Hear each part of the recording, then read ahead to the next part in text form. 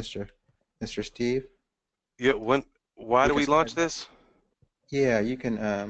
Well, anyway, it's my honor to be working with you, Al. I can't thank you enough. My success in Airbnb, and I just killed it in VRBO in this whole year. Exactly 12 months. I had a Florida property. With your wisdom, I wouldn't be where I am today. So I thank you for that. And this is my first webinar. I'm excited. Friends, family, I don't know who you are out there in webinar world, whatever, but if you don't know Al Williamson, we're like fast friends overnight. He is a international speaker per se. I met him doing a conference with Mr. Landlord Jeffrey Taylor, Jeffrey and Taylor. when I saw Al, I was like, man, this dude blew my mind. This is the first time I heard. You were saying all these weird things. Like I think when I met you 6 years ago or so, you were telling me about Airbnb and I didn't believe you, or arbitrage Yeah, on making money, renting out a bicycle and then relay ride. That doesn't even happen anymore. yeah. And me Toro as the now. landlord, it took me over a year just to believe you. It But took you me got like, there. yeah, it took me a year of hearing you speak, and then Mhm. tons of people would buy your stuff, and I'd be like, yeah, I'm okay, and I'm not ready for Airbnb, and then you would just blast me Yeah. all the time. Because you didn't like money. You hated money or something. No, no, I like money. There's no joke about You should money. have jumped on Airbnb, man. I know, and I finally did exactly a year ago. You held my hand, or maybe a little bit earlier, a year ago, and so this is how I know Al Williamson. I'm honored to be here with you. Al's going to lead this thing. And then, folks, are they going to talk to us, right? Are we going to let them talk to us? Yeah, we're gonna have them mostly raise their hand, and we're gonna take some questions towards the end. We'll take all Okay. the questions they want. Yeah, but Okay. we'll go through, present. I'll share with them some thoughts. I kind of want to lead you guys to see the things the way I see it, and then we'll answer all the questions you want, and it'll be great. We're gonna have a good Okay. time. Yeah. Hey, thank you, Stephen, good friend. I Yep. appreciate you. Yep, Thank you man. for sharing your audience with me. I appreciate everybody. Hey, we're going to be talking about the smart way to use short-term rentals to create more financial freedom in your life. Hey, Steve, do you remember Grayson when he told us to stand up on our chairs and yell "Freedom"? You remember Yep. that? Yep. He's Yeah, gonna. yeah, I that can't was wait to something. see him. I'm going to see him in Ohio. I love to see him because That was a few years back. I remember me being really timid to get up there, and because he was calling my bluff. That's what he was doing. Because I said I wanted freedom, but I wasn't aggressively moving forward on that. So all you friends listening, I want you guys to participate. I want you guys to, don't be timid like I was. That just prolongs your financial freedom. I remember the first thing the savvy landlord said that really stuck out to me when he was talking. He said, if you want passive income, you finish it, Steve. You can't be. be passive. That's right. Still remember that to this day, and I wasn't Passive. being active enough. All right, let's get into this. Yeah, I don't want to call you out so fast. So you guys are about to discover why landlords aren't making the passive income they hope for, and how you can dominate a piece of the $550 billion hotel industry. That sound like something interesting? I Absolutely. hope so. And how you can create a $10,000 monthly income within 2 years.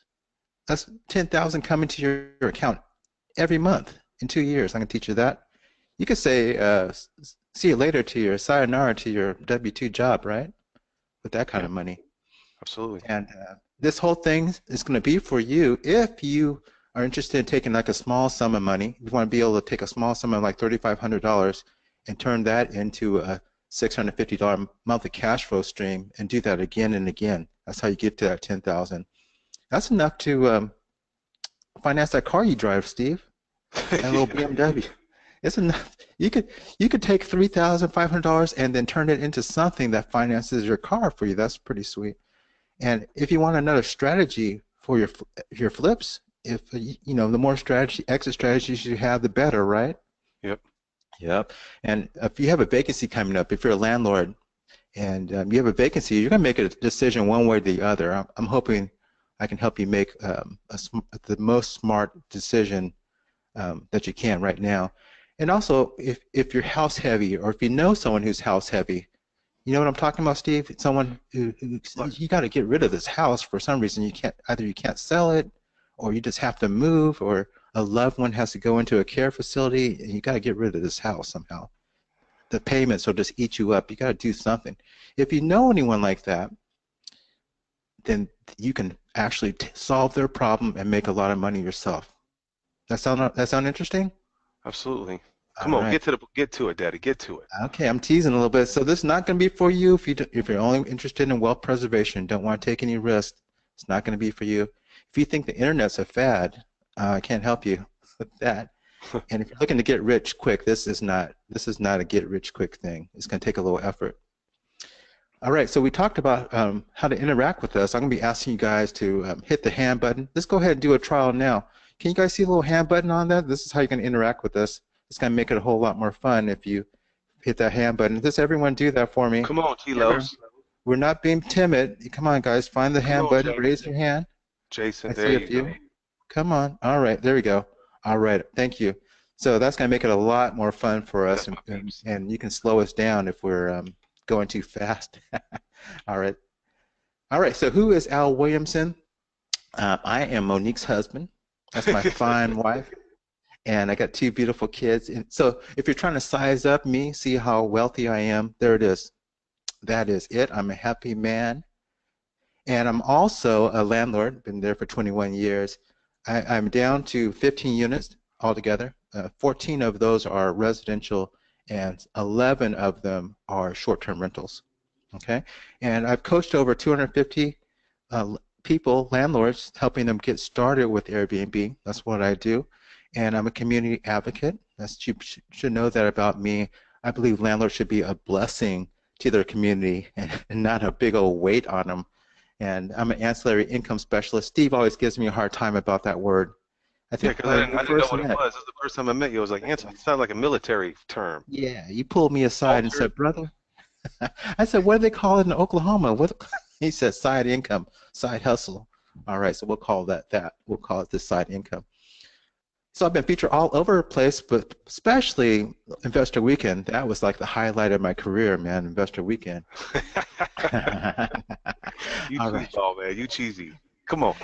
Hey, so this is my experimental rental property. I call myself a landlord scientist. I do all my experiments on this property here. This is what it looked like in 2002, and this is kind of what it looks like now. It looks a little bit nicer. Things are growing Cool. in. But, we started off with this was the biggest problem on the block. It just filled with prostitutes and gang members and prostitutes. And I bought it, and I said I was going to fix it up. And this is a shot I took of it inside after I got all the weeds up and it was safe. I took this early in the morning when no one was carrying their guns in and out, so I took it there. And this is what it looks like now. It's not that it's not this flashy or anything. It's just a regular looking duck, a regular Cool. looking goose actually. Just happens to lay a golden egg. That's what's special about it. It has even though it's 8 units, it has a cash flow of about 24 units, and I say that because I want to show you guys how to do the same thing, how to get your own golden goose. So this is your short-term rental? Is this your doctor one? Yeah, this is converted from doctor dorm to short-term rentals now. All traveling, mostly traveling nurses. We got some cancer researchers, and I do some affordable housing in here too. All that together, and I still get the cash flow of 24 units. Okay, hold on. You said affordable housing, Section 8? Nope, my own version. Okay. Well, hooking up some people, that deserve to stay in the neighborhood, otherwise they'd be priced out. Okay. Give No, back, leave some no, meat on no, the no. bone. I just want to make sure, we call that Section 8 here. So affordable housing. No, no, no. I don't have any government assistance. I'm just keeping their rent low because that's what the Lord wants me to do. Okay. No, I'm not trying to jam you up. Keep on going, man. Come on. So things were going great from 2002 to 2008. Then the wheels came off. Hey, so if you're listening, raise your hand if you lived through that 2008. If you were an investor, let me see who's in it. Let's see who's gone through that cycle. All right. Yeah, it wasn't all fun and games. It was tough times. My tenants couldn't pay. They got laid off, and I got laid off in 2008. and had done so much work in the community. I had organized neighborhood cleanups. There's me with some high school students I was organizing. I was putting on block parties and getting all the neighbors together, and that helped drive off the drug dealers. They didn't want a community having parties in the middle of the street. That's bad for business. And I was also the neighborhood watch captain for my block. Even though I didn't live there, I was very active with the police. So I did not want to lose that apartment building. I felt like I wanted to help the neighborhood get back on its feet, and I didn't want to give the property back to the bank like so many people were doing back then in 2008. They're just give them the keys. So I had this problem. I said I had to figure out how you can pay your mortgage without relying on your tenants to pay the rent. That was my big challenge that I had to focus on for a whole 7 years. It took me 7 years to come to the solution. And if you're a Bible scholar, that's an important number of years. Let me get back over here with my cursor. So what I did, I ended up hot rodding Steve, you know what a hot rod is? You old enough to remember what a hot rod is? Absolutely. Yeah. So you start with a regular car, right? And then you start bolting on some things to give it a better performance. You start cutting off some waste. That's what I was doing to my apartment complex. I started studying other ways to make money. I was reading Harvard Business Review, and I was searching all the internet, trying to gather up all the ideas for landlords on ways to make money without raising rents. I just wanted to find side income ideas. So I started collecting those starting in 2008, and I was trying to find a way to raise enough so that I could cover my mortgage if my tenants tapped out on me. So I accomplished that in 2015. That's September 2015, and I came up with enough side income to pay my mortgage and have $200 left over. So that was a huge accomplishment, and something I'm very proud of. Just on the side hustle, just the extra ancillary or whatever. Yep, $1,800. Cool. $1,800, and then tenant rent on top of that. So that was a huge thing, and that I wrote all those ideas into this book called 40 Ways to Increase the Net Income of Your Rental Properties. You can pick that up on Amazon. That's a collection of ideas. Whether I could use them or not, I documented everything so people could just springboard off of where I was. And what I figured out after I wrote the book and everything, I was able to relax and accomplish the goal, is that the getting away from the conventional landlording really helped me get all those other side income ideas that really set the stage. Short-term rentals really set the stage for housekeeping services and bike rentals and all these other things I was adding on. So raise your hand if you understand that short-term rentals kind of opens the door so that you can tack on these other upsells, so to speak. You get that? Jesse, you got your hand up. Everyone else kind of understand what I'm saying, or do I need to say it again? Okay, good. Right on, right on. Oh, we got Jackie in the house, look like. That's all right. Okay, so I started with short-term rentals. I started focusing on them in 2011. I started doing that when I was in San Francisco. I was overseeing this construction project, putting a new roof on the famous prison of Alcatraz, and then we put solar panels on. So for 3 months there, I was doing nothing but Airbnb, staying a week at a time at different places. So I had a lot of fun, and people were spoiling me. But I knew at the time, I knew that I couldn't do it at my apartment all the time because people would bring me cookies and stuff. I love being a guest, but I didn't want to be a host because it was people were thinking about bed and breakfast at the time. But that all changed in 2015. That's when they opened up that category for business travel ready, meaning that you didn't need to be an on-site host, and people had different expectations. So I got all in 2015.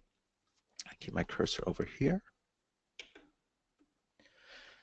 So since then, I've been all over the place. I'm trying to get a dot in every state. I usually interview the host, like I did Steve. I interview the host, and I get their best practices, and I collect them. But most of my stays are here in Northern California. That's where the majority of my stays are. So that's my background. But here, let's get into it. I want to tell you the tale of two landlords. They're Janet and Jill, good friends. They knew each other for a long time. They bought rentals at the same time, right next door to each other, right next door, the exact same floor model. Everything was the same. And over the course of a year, the fences blew down between them, and the shower valves got clogged up with some mineral deposits. So they had some very expensive plumbing work to be done, and the sidewalks were buckling because the tree roots in the city would hit them with a big bill. So over the course of the year, they had some big bills to pay, and Janet, she had to use her credit cards to pay these bills. She didn't have enough cash flow to support her rental business, and Jill, she had enough to pay her bills and go on vacation. Hmm. So what made the difference? They had the exact same properties right next to each other. What made the difference? So the difference is Janet, she was a very smart landlord. She was very well trained. She probably listened to the Savvy radio show. She got she went to boot camp. She was a great landlord. There's all these things are no fault of her own. She was operating as efficiently as she could. She was just in the competitive long-term rental market. She was dealing with market rents, and you can only raise your rent so much because you can't raise them more than the landlord down the street, right? Because that keeps the pressure on your. That's really the lid on how much you can make. But Jill, she said, "Hey, there's an extended stay America in the town. Why don't I compete against them instead of competing against landlords?" And that's what she did. She has you study MJ DeMarco. You know about a profit ceiling, right, Steve? Yes, You want to absolutely. be in the market that has the highest profit ceiling. You don't want to be in a low profit ceiling. So she said, hey, even though I'm right here, I can offer something better than the extended stay America. That's what she did. I love this quote by Zig Ziglar. It says, you can have everything you want in life if you just help enough other people get what they want. And Janet, she could help one household per year as a traditional landlord, but Jill, she could help 7 or 8 different households per year with that same dwelling, with doing short-term rentals. So that's really the science behind it. You can help more people with short-term rentals than you can traditionally. Let me take this real question to see what someone's flashing on me here. That's me. What's the difference between quality of Airbnb accommodation and corporate housing? Hey, Sam, I'm going to take that one a little bit later, okay? I will take that a little bit later. So Cool. Someone said questions. Ooh. in the past, doing traditional conventional landlording was really the best you can do. You really hope that you can make a little bit of money each month, and that would pay for any expenses that came up if you had any plumbing work. If you could just break even. You follow what I'm saying, Steve? If Yeah. if that rental could just break even and pay your mortgage so you can build up your equity, then you were doing all right. That's the way things used to be. And because of that, you need a lot of rentals for financial freedom. You might need 30, 40 rentals because you needed them to offset each other. Because one would have a big expense and the other one would have a positive cash flow. You said you can steal from Peter to pay Paul type of thing. That's the way it used to be. And there was also, there's no real good way of holding on to a flip. You need to get rid of your flips as fast as you can. That's just the name of the game, right, Steve? Yes. Time is your Holding enemy. holding And cost. yeah, those holding costs, you had to get rid of it quick. Even though if you loved the place, you had that big loan on it, it would eat you up. And you couldn't just put it on the rental market, right? Right. Because you couldn't pencil. But now things have changed, Stephen. It's a new Yep. day, brother. It's a new day. From now on, you can actually run a short-term rental business and have a passive income that's 3 times more than conventional landlording. So that means you could pay down your mortgage and you could build up your reserves and have a little extra spending money too, a little change in your pocket. That's all right, isn't it? Yeah. Yeah. And now, if you have a flip, if you a short-term rental is a exit strategy, you could run a short-term rental business and cover those extra holding costs and hang on until the market's in your favor. So it's a different exit strategy now. A lot of people do. do short-term rentals, Airbnb, before as they're selling their property. They schedule their showings in. So they're able to hang on to that property until they don't have to dump the property, keep lowering their price if they don't want to. They can hang on till the springtime when you can sell a little easier, a little more profit. And with short-term rentals, if you run that type of business with bigger reserves, it takes away the stress, man. Sometimes I remember I would have to do all the plumbing work myself because I couldn't afford a plumber. But with reserves, you can just call a handyman, call a craftsman. Just takes the stress out of your life, and you can have a handyman go on. It's a much better way of doing things. Also, you don't need so many rentals for financial freedom. For me, it's only 8 units. That 8 unit apartment, if I wasn't doing affordable housing alone, would do it for me. Yeah. I do some arbitrages on top of that. We'll talk about that later, but yeah, one building is enough. I clear about $1,000 per unit when I'm doing a short-term rental and I own it. So yeah, that's enough for us.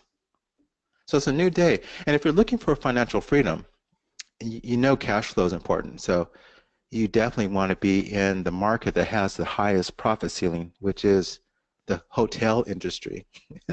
So it's easy to slide into the hotel industry now. So you should have at least one of your units as a short-term rental.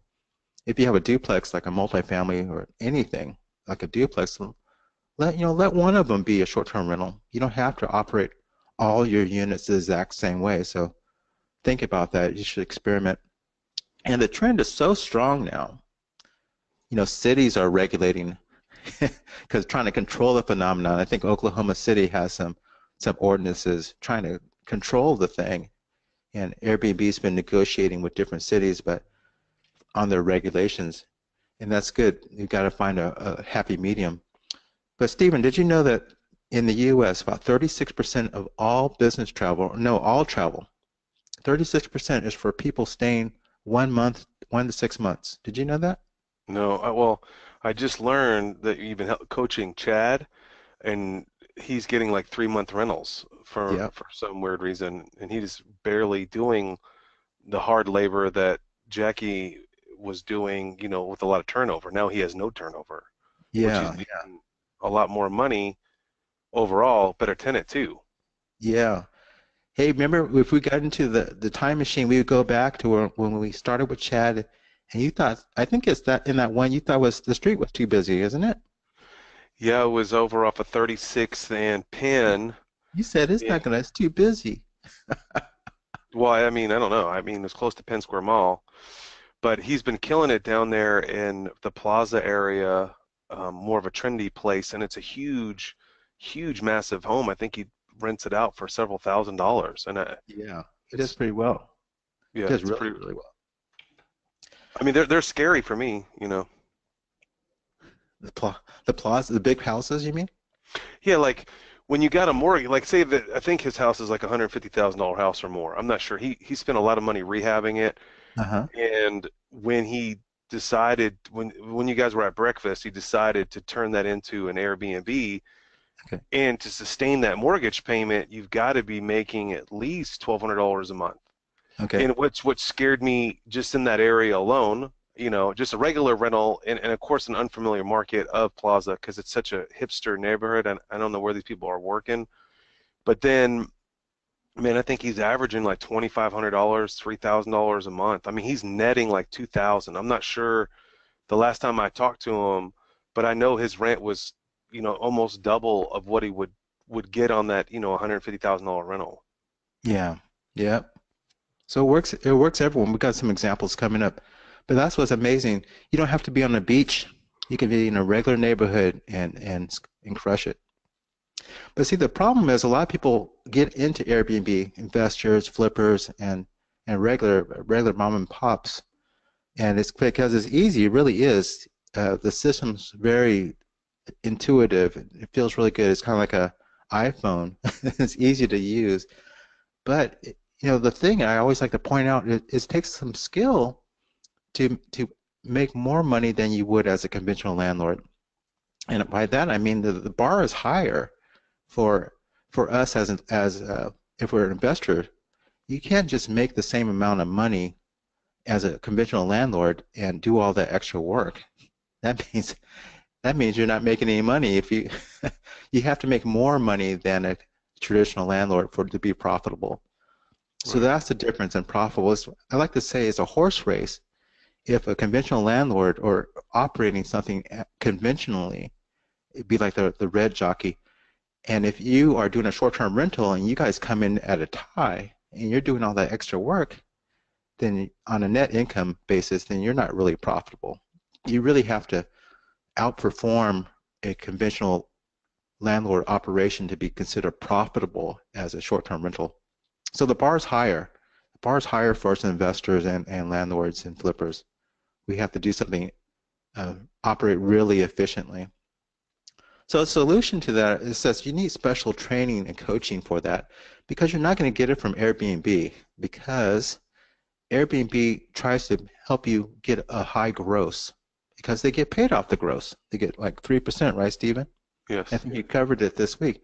So their goal is to get you to have as high of gross income as possible. That's in their best interest.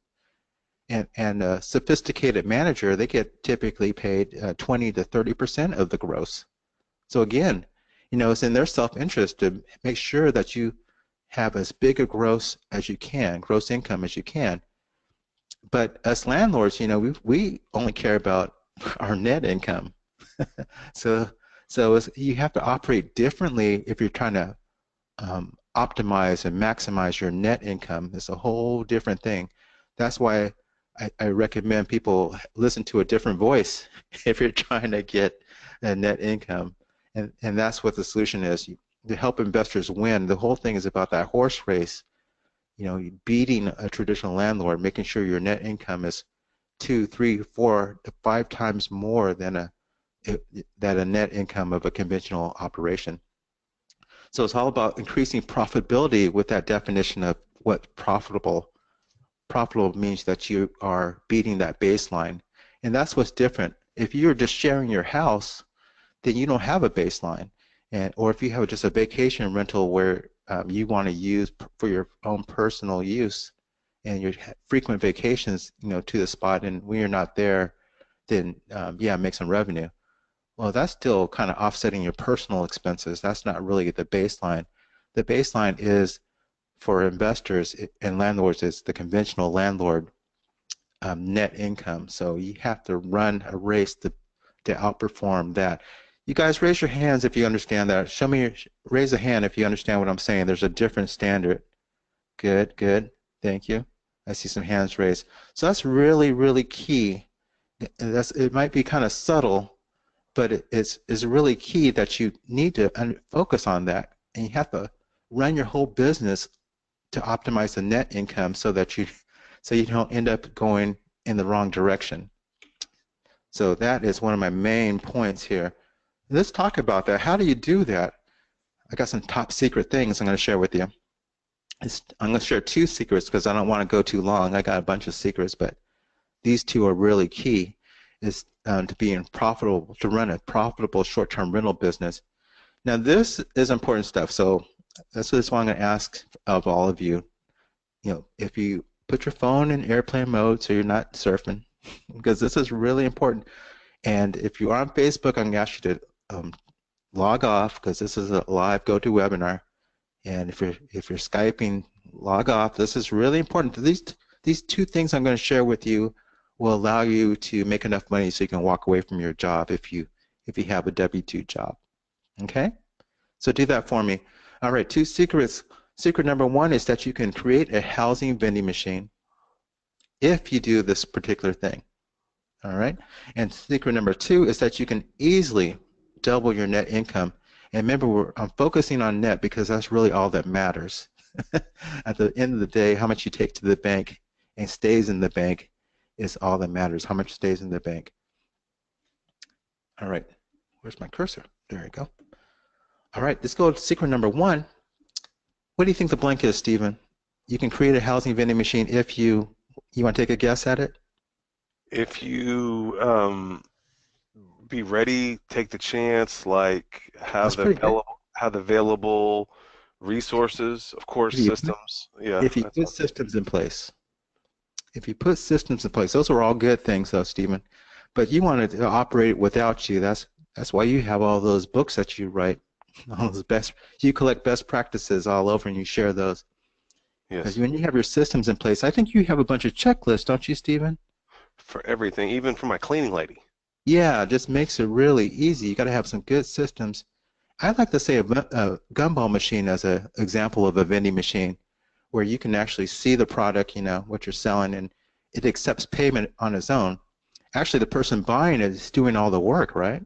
The Right, person buying the gumball, they see it and they put the coin in by themselves and they dispense that gumball, they turn the knob, and they take it away all by themselves without the owner even knowing it, without them, the owner of the machines doesn't get involved at all, right?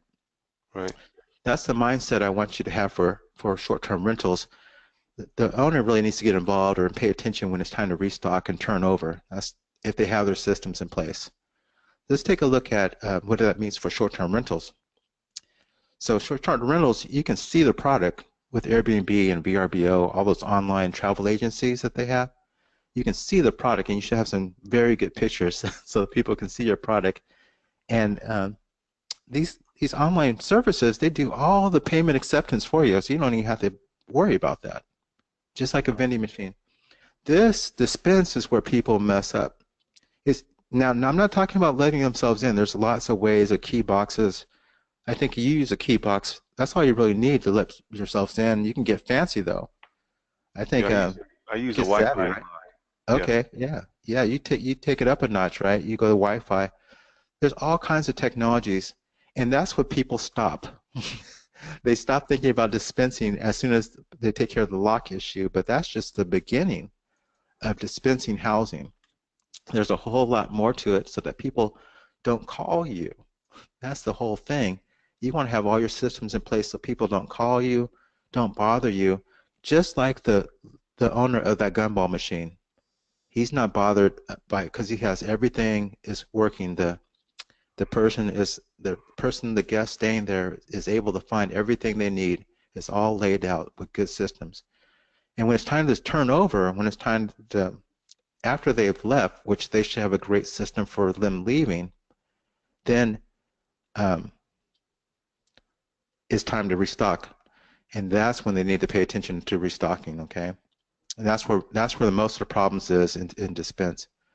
This is a fellow of mine. He's my most famous person that I've coached. He's Jay. He's got about 21 of these housing vending machines, and it allows him to stay in Thailand and Vietnam. He travels to India. He just travels all the time and has his virtual assistants and everything. He probably took your virtual assistants course, Stephen, because he's working everything remotely. And I gave him some advice about doing extended stays instead of doing those really short stays. And he said he would have retired 2 years earlier if he would have listened to me, made an extra 100,000. But he eventually caught on. awesome. Hey, you guys ready for secret number two? Come on, man. Okay. Hey, you know this pretty lady, Esther? Nope. She was at I came to her evening lunch. It wasn't investor weekend. It was another time I came. Okay. It was When you the came to first school. time I Okay, she's came. in Yeah. Oklahoma City. Yep. She's Oklahoma City. Started right there. She was having a painful eviction. They were just wearing her out. Their tenants were just wearing her out. She was covering their payments, and she was pretty upset about it. But she decided that she wanted to do short-term rentals, and we got her going, like coached her along, got her all set up, and then she went on to do housing traveling nurses right there in Oklahoma City. So Wow. she's making 3 years worth of income, net income per year now. That's equivalent to three rentals, right, Stephen? Right. So she's making three times on her rental what she would then if she didn't have short-term rentals, is what you're saying. Right. You're right. Her net income is right equivalent to three rentals. She's making three times Wow. the net income by doing that. So she only has one set of property taxes, one roof, but she's making the income of So it's Three a whole times. lot better. It's a whole lot better. There he is. That's my boy. Chad and his good-looking wife. They're quite the couple, aren't they? Gangster. Yeah, Chad. Last time I talked to him, he's bringing in 5 years worth of income per year Per unit. per house. Yeah, per house. That's equivalent to having 5 houses with just one Yeah. water heater. One plumbing. So it's a whole lot more efficient. No longer do you have to go and get 5 houses to increase your income. You just change how you use your current property. That's the new way of thinking now. Right. So let's go recap real quick. We got two secrets. One is housing vending. You can create a housing vending machine if you put your systems in place, and you can easily double your net. But you have to focus on your net income and make those decisions based on your net income, and you can easily double it. I'm at 10 times net income, and a lot of people are that I coach as well. So thanks all of you for being here. April, I see your messages, all of you guys. Um, Now you know this, that you don't have to go keep buying more and more rentals. You can actually change how you use your existing rentals and then refine your client base to make more income. All Now right. that you know that, All right. I um, see that we have a lot of questions. Are we going to cover these questions? yeah, I'm looking at them right now. We can get to those. Let's see here. We got what? Let me ask. Let's get some. I'm gonna stop right now. I'm gonna start at the top. There you see. What's the difference? Sam's asking this. What's the difference between the quality of Airbnb accommodations and corporate housing? So, Sam, I think I want you to think of Airbnb as the minimum wage job and corporate housing being the boss, because there's this whole spectrum to this arena of corporate housing. And Airbnb is the entry point. It's the lowest level. And you should use Airbnb to get into this corporate housing realm and then work your way up. You want to work your way up to working specifically with corporations and businesses. One thing Chad does is he was working with the professional baseball team and trying to get more of those things. So he's not quite contracting directly with the team, but has the players. So he can go up a step if you follow what I'm saying. Sam, raise your hand if you follow what I'm saying there. You work your way up, and you there, Sam? Raise your hand if you understand what I'm saying. There's a whole spectrum of what you want to play at. And April says she has something about Jackie. Brian asks, he says, what are your thoughts on Airbnb being a room of your personal house? Mm. Any experience tips? We have a unused room that's barely gets it. I say you should definitely go for it if you want to make some extra money. That's a great way of offsetting your personal costs. So Now, absolutely. now this private room, is it okay that you're staying there at the same time? And is it like a hostel? Yeah, it's okay if you're there and you're the host. That's absolutely fine. That's the most traditional way that Airbnb was used, is people renting out their guest rooms. Yeah, absolutely. I personally don't want to, because I have kids. I personally don't want to do that. So that's why that's why I'm all in, because I can use a unit that I'm not living at, and people have that expectations. They're not expecting me to bring them cookies. So that's why I'm all in. They're expecting to be left alone. That's why I like business travelers. Okay, all right. What's another question here? Those are it. Oh, here, April's got another one that popped up. Let's see. What are responsibilities do your guests take on when it becomes a longer term stay? For example, lawn care. Oh, guests don't do anything, April. They should they should just come and enjoy the place and leave. They shouldn't even turn on a night light. That should all be automated. They definitely shouldn't be doing the lawn or anything. Their responsibility is to make sure you get paid, and that's it. Everything else, they should do their. You can give them an option for housekeeping if they want that, but otherwise they want to be left alone. That's the way it goes. The higher you go up the more options you give them as far as what they can expect.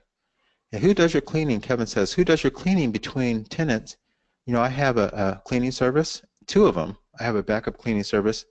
You definitely don't want to do it yourself because people get burnt out. Typically, people who don't have their systems in place and are doing cleanings themselves only last 2 years in the business. Brian asks, you mentioned that you're training at Investor Weekend to make your Airbnb equivalent to a 4-star hotel. What if you're on a strict budget? Well, there's all kinds. There's a whole spectrum. That's what I want to share with you. So Well, there's the whole you know, I, spectrum of different services. Go ahead, Stephen. I had that same question, Brian, the other day. I called Al and I was like, I got a bunch of used furniture. Does that, I know when we did the Airbnb with Jackie, she had an amazing gift of decor and it was relatively new looking, or most of it was new looking. Does it hurt like you're on a budget, like he said, to have used furniture in the venue? Because the startup cost is roughly around $3,000 to $5,000 to get a room full of furniture, and some of it that's used. Hmm. How used can the furniture be, and how can you save money in that area? You know, that's all depending on what level of offering you're going to offer. You know, if you want to go low end, I mean, you just want someone at $35 a night, then, used furniture is absolutely okay. It's a great way of getting started. You may have seen one of my videos where I started with some folding tables, starting off with, and then I started reinvesting my profits and worked my way up. You know, I didn't even have TVs in one of my units when I started, and Will that now, hurt my ratings? I mean, will that? I mean, ladies and gentlemen, boys and girls around the world, I am going live on a Airbnb November 1st, and I'm on a budget, okay? Because I'm testing in an environment that in an apartment building that I have that I'm testing this. And what if I did start? I thought, would that hurt me with reviews if, say, is it because I just need the level of the cost with the level of the furniture or the amenities? Is that yeah, so? If I have yeah. all brand new amenities in there and it's all swank and hipster or Mhm. loft hotel, then I charge $100 a night. But since I have used stuff, how do I gauge that pricing? You know, first of all, I like to see 12 to 14 pictures of everything, and also you're checking the boxes on different amenities so people know up front. And in your descriptions, I coach people about how to write their descriptions so that people's expectations are in line with the pricing and what they're going to get. So there's no surprises because you want to be evaluated based on the level of the offering.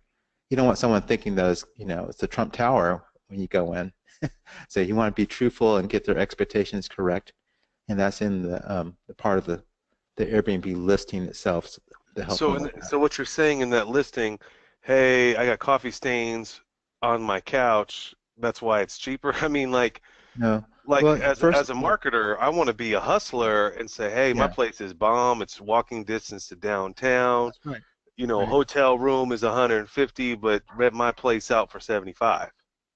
right. So um, I got someone at my door. That's weird. So one thing you want to do is you want to, if you want to disclose, you give an inch of positive description, and then give one sentence of disclosure. That's the amount of weight you give to it. If you want to say that, hang on a second. What is it? Wow, we're in the middle of a live webinar. No, you're not. No, you're not getting to the freaking door. Then you hear a gunshot. Bang, bang. I know. Jeez. Sacramento. Sacramento. Sacramento. Say Oklahoma City, man, we say no and I draw a gun. Oh man, they were gonna keep knocking. This is live.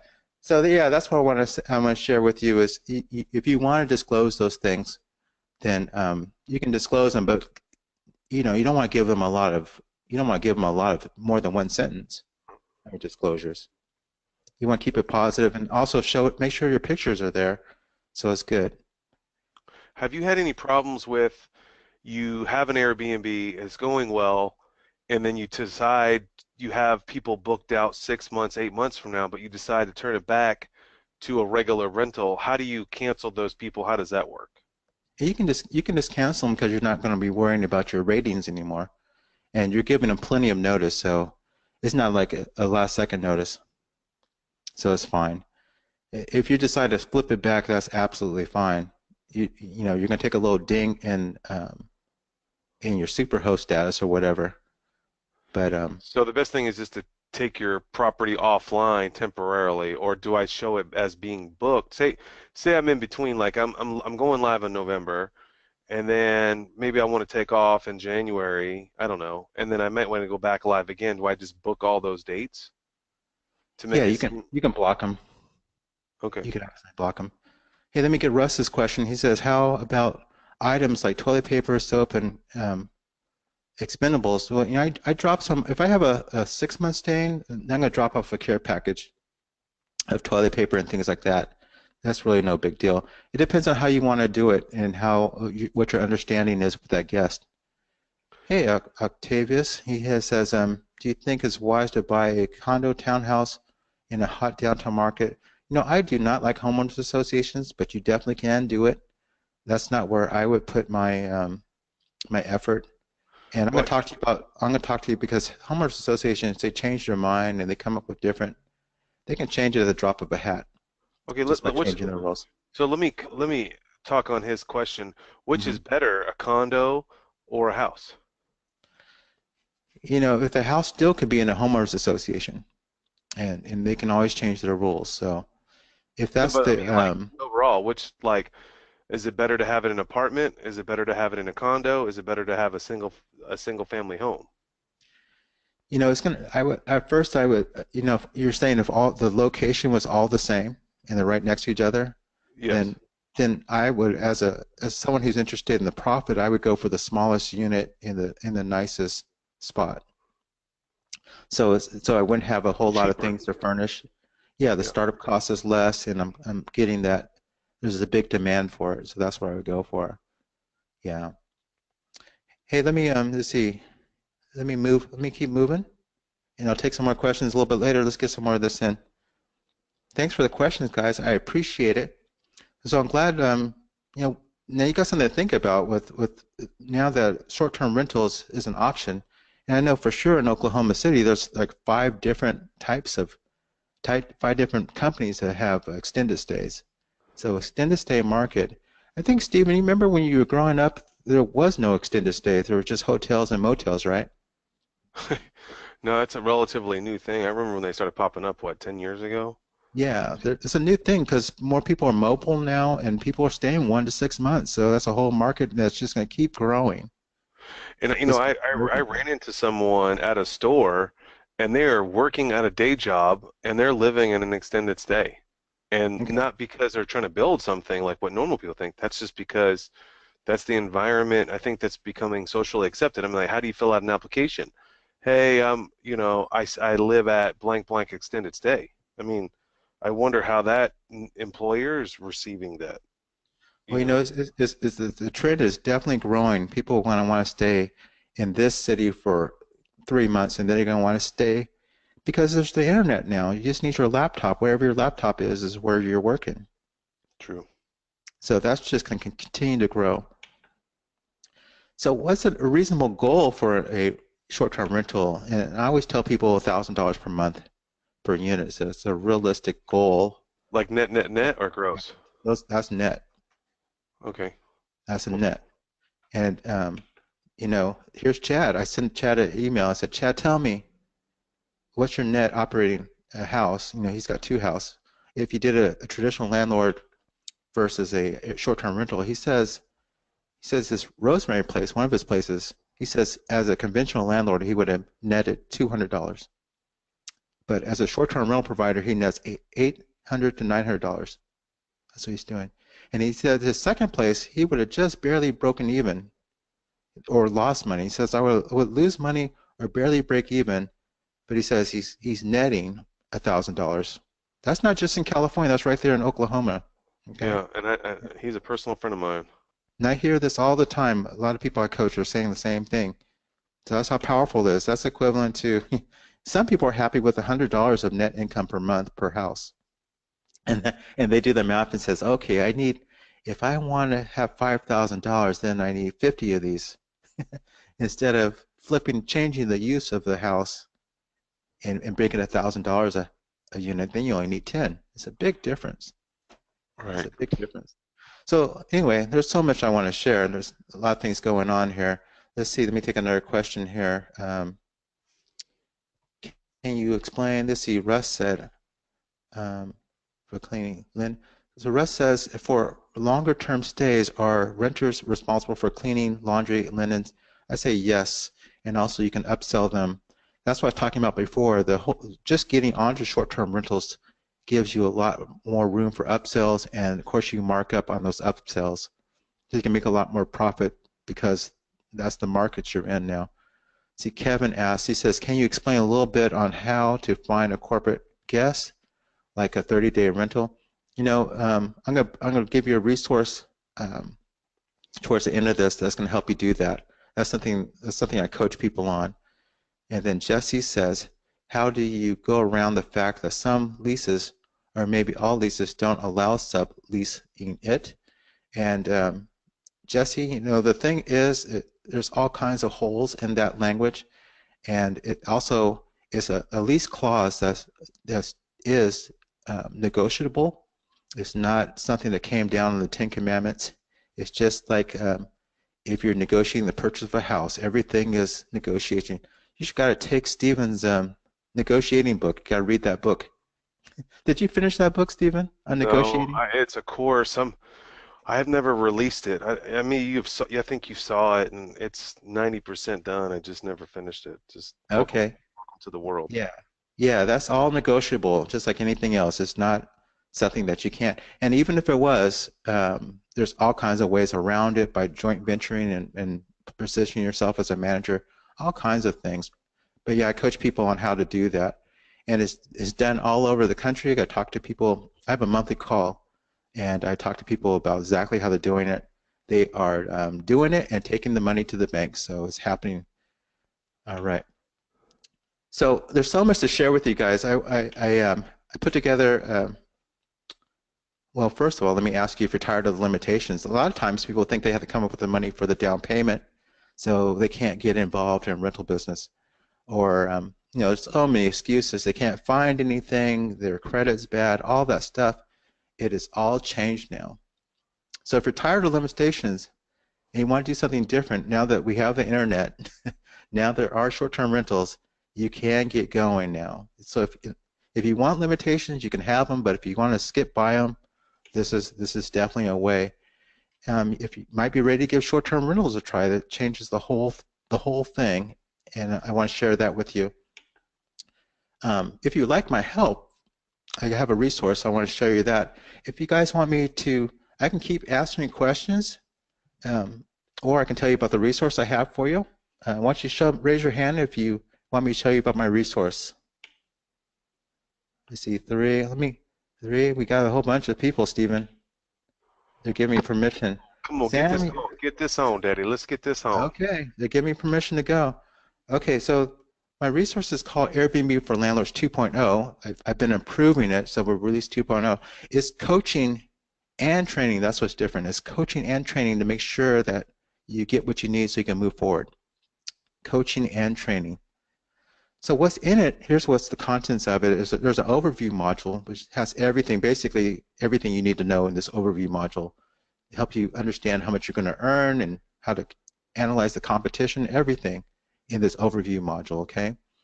And then it also has a strategy guide because I see the world of travelers for Airbnb in two buckets. Either they're going to be tourists or they're going to be travelers.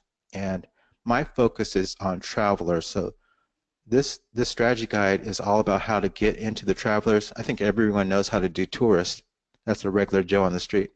But travelers have a completely different mindset. So that's what the strategy guide is. It's a PDF there.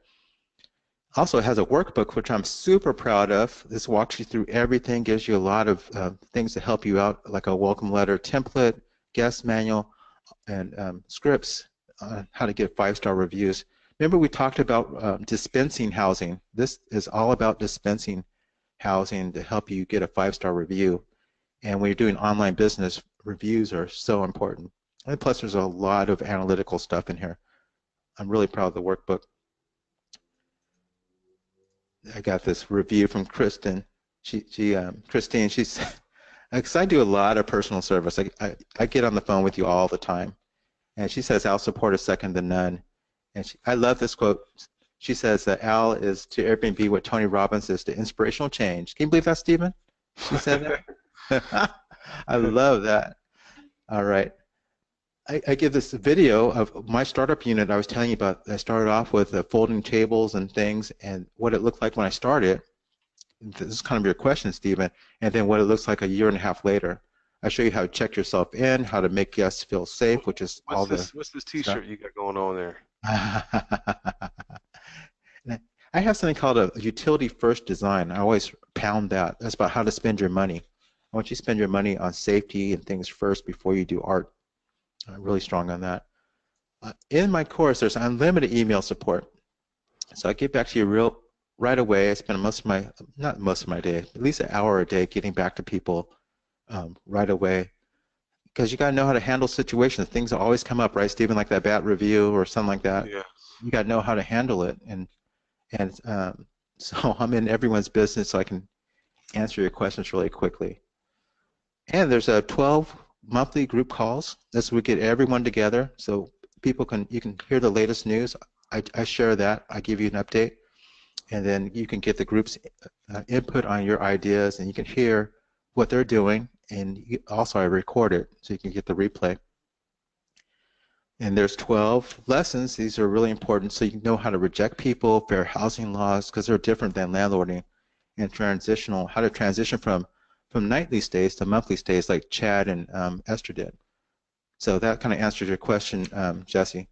I think it was Jesse. Yeah, I coach you on exactly how to do that and make that transition.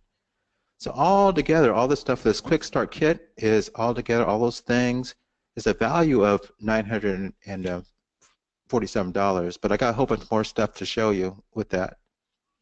This is Bill. He was on a show. He had some problems doing a long distance Airbnb, and I was coaching him through that with my course. And he says, Alf, I fixed up one studio with everything you discussed, and he says in 2 days he had a 30-day renter, and he's very proud of that. This is another real guy just like Steven. I got some bonuses like marketing. Most people are afraid of the place being vacant. So I show you what other websites you should be on besides Airbnb and how to link all their calendars together. So that's really important so that you don't have any vacancies, so that you're marketing hard. So that's a $650 value, that bonus. And it got so altogether you got the quick start and the bonus. So it's up to $1597. But I got more stuff. I got more stuff to show you. If you don't own rentals, this is really important. And this is an idea I want you guys to understand. This is rental arbitrage. So what is rental arbitrage? It is when you rent a unit, instead of buying it, you just rent it from a regular landlord. Yeah, I mean, I'm juiced up about this. Like, there's a friend of mine that's doing that right now in Oklahoma City over by Quail Springs Mall, is doing the exact same thing. Okay, that's right. You can rent the best location. That's really important. So you do your homework, rent the best location, and then you put your furnishings in it. So you add value to it, and then you put it on Airbnb and VRBO, and you market it hard to people who are going to pay you 2 or 3 times what it costs you to hold the unit.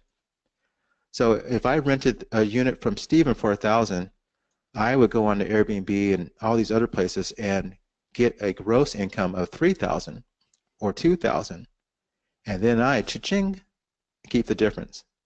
That's what rental arbitrage is. So that changes the whole game.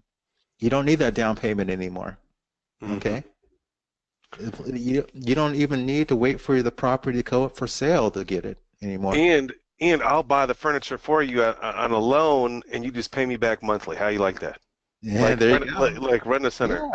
Yeah. If you're serious about this and you sign up with Al, I'll fund your furniture because I want to turn a lot more of these myself. This is the smartest thing going. I talk to older guys. They say that this is where they would start with rental arbitrage, because let's say the roof leaks. Where does that bill go? What's the worst thing that can happen? I mean, if you communicate with your landlord on the front end, hey, Yeah. I may do this a couple of times. I mean, don't come in there and, manipulate the situation like you're going to, open Yeah, up you a gotta be. hostel or something. But I mean, what do you got your deposit that you got to put down? Like I'm Yeah, talking about a $750, $800 rental. So you got to put $700 down, 800, yeah, $1,600. I'll loan you the money for your furnishings. yep. So 3 to 4 thousand. You got to pay me back. I got to make money on that deal. I'm being upfront. So if I loan you 3 Gs, you got to give me 45. I know it's high, but you got no money down. Only got the 1,600. You get it on, Airbnb. Quick, Ricky. Next thing you know, boom, you're in business. That's Just right. like that. For two But here's, G's, for 2 G's, you could be making almost a yeah, thousand dollars a month. that's right. It changes the whole game. But usually landlords get wiped out by maintenance. That's where it gets tricky. But with rental arbitrage, since you don't own the building, the landlord has to maintain the property. That's what's different now. If the roof leaks, you pass that on to the landlord. You call up the landlord, have them fix a leak and leaky roof. All those things can wipe out your profits. Remember Janet and Jill? They had all kinds of expenses. Those all go to the owner of the building. All you need to do is control the building. I ran into one old cat in Mississippi. He was saying, I'm done with owning property. I'm just going to arbitrage it. I'm just going to control the property. That's where the money is. So that's something I want to leave you guys with. Um, I have a video of all the ones I have. I have 5 of these now, these arbitrages, and they can net on net income could be from 4 to, I mean, from 500 to 650 a month for each one of them. Here's my, so this bonus is a value of 2,500 because it teaches you how all the ins and outs, every little detail about rental arbitrage. Here's my business plan. I am getting these getting these rental arbitrages, and I don't take the money out of the bank. I just let them build. It builds up, and then when I get so much money in there, I go get another one because it pays for all the startup costs. And then it builds up, and I let it. I don't touch the money, and then I go get some more arbitrages. Everyone follow me? Raise your hand if you follow me. In year 2, I expect within 24 months, I'll be able to take a $10,000 distribution per month. You guys follow that as a biological type of thing? Raise your hand if you follow what I'm saying. This is the business plan on how you can replace your job. If you can live on $10,000 of passive income per month, this is a working man's way of getting out of the rat race within 2 years. Wow. Okay? Powerful stuff? Now, I'm not just talking about this. I am living this. I'm living off my apartment complex, and I'm letting all this go on the side. And then in 2 years, and I'm also documenting on my blog and everywhere, and on video on my YouTube channel. You can see me doing it. So you guys can watch me do it. You can watch along, or you can do it yourself. I'm showing you the business plan. I'm giving you the building blocks on how to do it too. All right. So it took me so long. What would you say to someone that's on the fence? Like, it took me a year or two to watch you do it, and I think I was just scared because I didn't know what I was doing. I really didn't want to spend the $3,000 up front. That my very first Airbnb, I went with Jackie, and she helped me fund and she's an amazing decorator because I just don't even know what to buy. And I'm struggling right now. I'm about to call Jackie because I have the furniture, but I think the decor sells the place. So if Hmm. someone's on the fence, what would you say to them to get them to do at least try it out? Well, that's why I provide. That's why it's a coaching and training program. So I'm right there with you. There's all kinds of resources I have to help people, even virtually, recommend staging things for you. Like um, they take a look at your pictures and they recommend you reposition your furnishings and also the colors, the fabrics, and all those things that can go in there. So that comes with the coaching and training program. And that's where the service, sometimes you just need someone just to double check your thoughts. I got this idea, Al, this is what's happening. That's what I spend most of my days doing, is talking to people about what they're doing and helping them make the right decision. Sometimes you just need a second person to say, yeah, that is a good idea, so that you can move forward. So that is the difference, and that's what I would say. Got all those resources. At this point, I haven't heard a new question in quite some time. Come on, peeps. Okay, Let's so get let me questions answer. This business plan is what I call my Operation Harriet Tubman. To help, I'm trying to drag some people into financial freedom. Operation Harriet Tubman, right here. Hey, let me answer a couple questions. We got Andre. He says, "Oh, Octavius. Let me get this cursor here." Anybody have any questions for your boy VanCauwenbergh? Come on, I'm like not doing nothing on this deal. Jesse says, "Thank you." Jesse's a negotiation. Octavius says, "Instead of buying that property downtown, I can arbitrage in a hot area." Octavius, you got it, brother. That is exactly what I'm saying. You want to do it all above board. Make sure you sign the right lease that allows you to do that. But yeah, that's how people are taking it to the bank. And that's the building block for Operation Harriet Tubman that I just showed you. Andre says, You talking about the girl that changed the world, Harry Tubman? Harriet Tubman. She was running the Underground Railroad. Yeah, Yeah. Okay, yeah, I like her. They called her Queen Minty. Did you know that her nickname? yeah. See, you didn't know I know. You didn't know I know. You didn't know about Black history. I That's like good, that. man. She carried a little gun, man. She was serious. She was gangster. I feel I That feel like I gal was want to carry gangster. I want to carry a gun too. I got to get people. I know people are scared to leave the plantation, leave their job, and if they need someone to carry them and show them the Underground Railroad, that's exactly what I'll do. Whatever it takes, man. Whatever it takes. Andre says, I'm on my way to Newport Beach, California, to see a one bed, one bath in a prime location, and he says it's 1,895 per month. How do I explain? I want to Airbnb this rental. That is part of my coaching program, exactly how to do that step by step by step. By do that, how to do that. And then Jason says, mind blown. Good, brother. You caught on. You caught on to it. You're going to be off. You're going to be walking through out of your prison. You know that, Stephen. We are kind of, because we're scared, we're in this prison of our own making. The door's wide open. We just need someone just to give us some courage to get out of there. Absolutely. I think you do that mostly in your coaching, is just helping people understand that they're free to, if anyone needs permission to leave their job, Stephen, give them permission right now. Absolutely. I mean, I live my dream every day. You did, Al. How long ago did you lost your job and you're living in freedom? And that's earlier this year. That's why I'm so Yeah. fired up about it. I Yeah. stayed in there too long because I was scared. I need someone to help me pull out, tell me the door's open, walk out the Absolutely. door.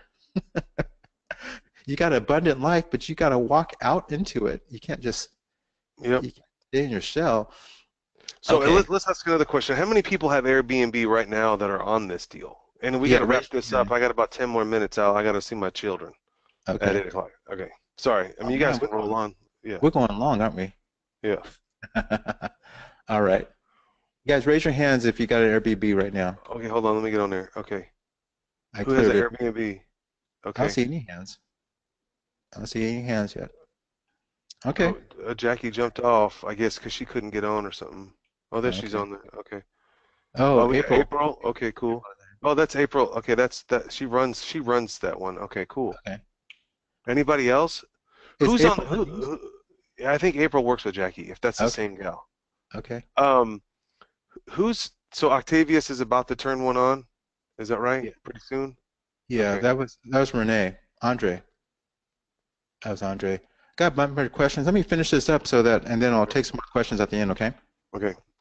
So this coaching training program all together, this rental arbitrage module and everything, the value is 4,097. But I told you about Operation Harriet Tubman. I'm not going to charge you that. So what if you get stuck? Sometimes you just need someone to talk to. I'm throwing in another bonus. Another bonus, I'll get on the phone with you up to 4 hours. You're not going to need that, but up to 4 hours of one-on-one time. I've coached over 250 landlords to help them get this far, make the transition. And I'm an Airbnb and internet marketing expert, and you need that SEO and understand the algorithm so that you can place high in Airbnb. So I'll help you with that. All that time is the value of it is 2,900. But I got even more things for you. Even though it's all that startup kit and the private consultation, it's a 6,997 value. I got a limited time offer. I'm going to offer you guys this, and we're going to cut this out for the evergreen, but this is a limited time until Saturday, okay? For action. I want you guys to take action. I really, really do. I want you to walk out of your prison cell and not go back. So I'm giving you a travel nurse module. This is for everyone tonight and 5 people on the replay. This is exactly what they want, traveling nurses. They have hotel-sized budgets and exactly how to market it to them. You see, Esther got right onto it and clicked onto it, exactly how to market to them and how much they can afford so you can make them an offer and solve this problem for them. They can't hardly find a nice place to stay for 3 to 6 months. Everyone wants the 1-year lease. So all that together, all that insight, and mostly what I do is house traveling nurses in Sacramento, and I'm expanding that. It's a $3,000 value to that. So I'm saying all this stuff, modules, rental arbitrage, to get you free just for rental arbitrage. That just shows you how to get the unit, and then I tell you who to place in the unit. Okay, so it's everything you need. This is the full building block for to get $10,000 in 2 years. Everything you need. It's a $9,997 value. Now this traveling nurse thing, that is a limited. Okay, Stephen, we're gonna click that off on Saturday midnight, so people hopefully take action. And so, I know you do that because when you I had this course before, and the course that you had before, this is a whole new course. What's the difference? Because maybe somebody's bought this course before. Tell me about that difference. Everyone who's bought it before is all grandfathered in. They don't need to buy it again. Okay. I'll just give them updates. Once you're in, you're in. Okay. And there's no nickel and dime. And as I learn more stuff and create more modules, you automatically get it. Cool. So if all this does is help you make just one unit $1,000 per unit, then it's worth it, you know. And that's worth that $10,000 if it can help you make $1,000 per month per unit. And if it takes away your headaches, it definitely will. And if it enables you to quit your job, and it definitely will, it's worth that $10,000 value. But Operation Harriet Tubman, you know, I'm trying to help 10 people replace their W-2 jobs incomes within this year. I'm trying to go all out. Help them leave the plantation. I'll give you a 30-day money-back guarantee. No questions asked.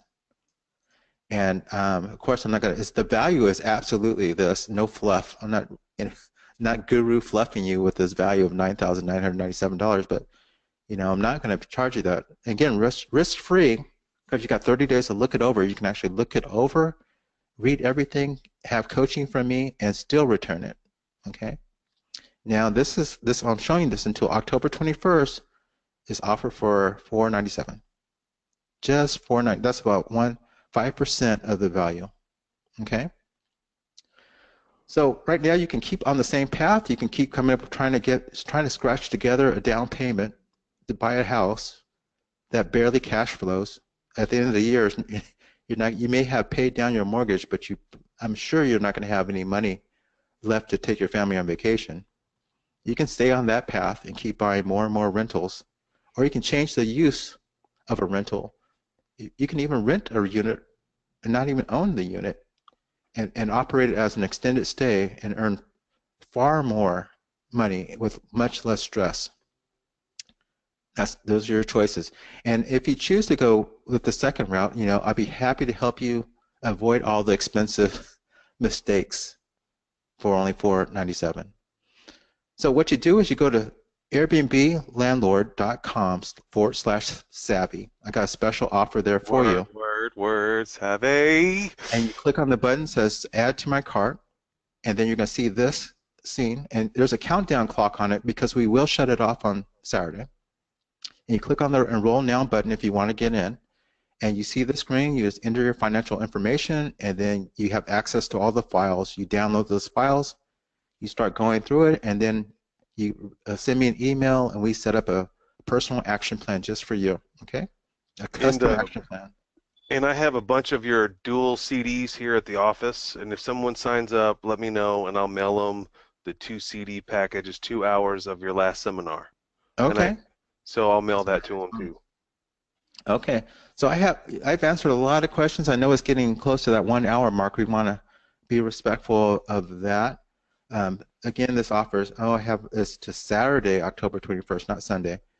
But again, there's all these things, all these bonuses, everything you need and more, plus my time and my unlimited email, and an once a month coaching call with everyone in the U.S. I could have people all over the U.S. and international helping you. So I don't know what else I could do, Stephen, to help them out. I don't know what else support I can give them. That's it, man. This is it. If you have any more questions, we're about to sign off, peoples. Yeah. So, you can send me if you have any questions to this, you can send me. Here's my email address. It is. Let me get my cursor. Oh, these are the questions we talked about there. There it is. If you have any questions, it's al@leadinglandlord.com, and I will answer your questions. Hopefully, I can answer them before Saturday when the offer gets pulled down. And I will answer everyone's question that if you type a question in the question box, I will answer that for you. All right. So, Stephen, thank you so much for having me. Yes, sir. Thank you so much for having me, and I hope you enjoy your new home. Yep, I'm excited, man. And I One day hope you'll some come out and people, come see it. I will come there. I hope all of you listening will see that it is a new day and that you can fast track your exit to corporate America and be home with your kids. Awesome. All right, man, All I'm right. out. See ya. Thank you all. Signing off. Bye.